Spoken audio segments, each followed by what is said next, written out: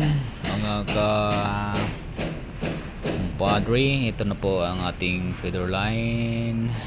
Install tayo ng 40mm na PVC pipe for panel 1, 2, 3 and 9. Ito i-update sa ating feeder line.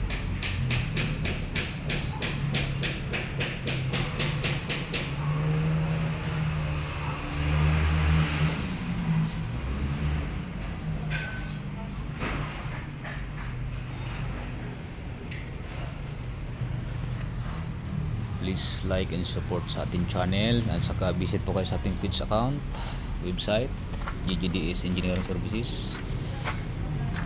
Kung nais nyo pong magpa-kontrata, message lang po kayo sa aking page account and tawag sa aking number or kaya Viber. Thank you very much sa inyo lahat.